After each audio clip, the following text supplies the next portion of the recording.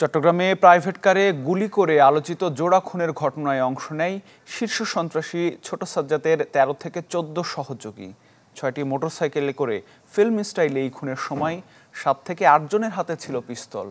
Killing মিশনে অংশ নেয়া বেলাল ও মানিক নামে দুজনকে এরই মধ্যে গ্রেপ্তার করেছে পুলিশ। বলছে ছোট সাজ্জাদকে ধরিয়ে দেওয়ার জেরেই ঘটেছে এই হত্যাকাণ্ড। গেল শনিবার দিবাগত রাত ২টা ১৩ মিনিট চট্টগ্রামের বাকলিয়া অ্যাক্সেস রোডে মোটরসাইকেল থেকে নেমে প্রাইভেট কারকে লক্ষ্য করে এলোপাতাড়ি গুলি করতে থাকে সন্ত্রাসীরা। ক্লোজ সার্কিট ক্যামেরার ফুটেজে দেখা যায় সন্ত্রাসীরা কারটির খুব কাছে গিয়ে গুলি করে অল্প কিছুক্ষণের মধ্যেই পালিয়ে যায়।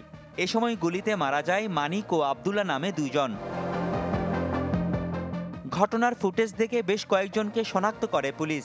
এর মধ্যে বৃহস্পতিবার বেলাল ও মানিক নামে দুইজনকে গ্রেপ্তার করা হয়। পুলিশের দাবি, কিলিং মিশনে সরাসরি অংশ নেয় বেলাল ও মানিক। মুখে মাস্ক ও মাথায় টুপি পরে বেলাল খুব কাছে গিয়ে গুলি করে। মিশন শেষে সবার পরে মোটরসাইকেলে উঠে সেটি চালাচ্ছিল মানিক।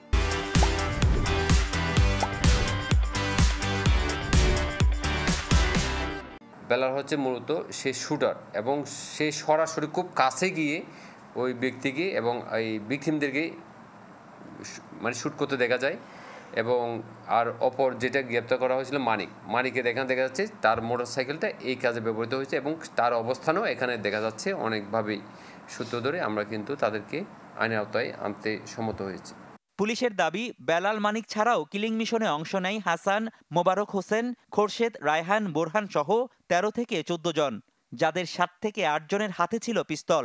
ছিল ৫ থেকে ৬টি মোটরসাইকেল।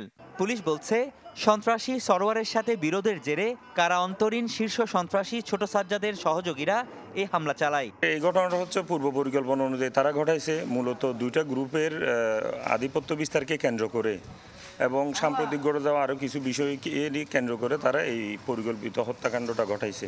কতজন ছিল? আসামি ছিল প্রায় ১৩-১৪ জন কিলিং মিশনে এবং এই ঘটনায় প্রত্যক্ষ পরোক্ষভাবে জড়িত ১৩-১৪ জন আনুমান। কারটিতে ছিল সরোয়ারও, তবে ভাগ্যক্রমে বেঁচে যায় সে। বেশ কিছুদিন ধরে আধিপত্য নিয়ে ছোট সাজ্জাদ ও সরোয়ারের মধ্যে বিরোধ চলে আসছিল। গেল মাসে গ্রেপ্তার হয় ছোট সাজ্জাদ। রনি দত্ত, চ্যানেল 24, চট্টগ্রাম।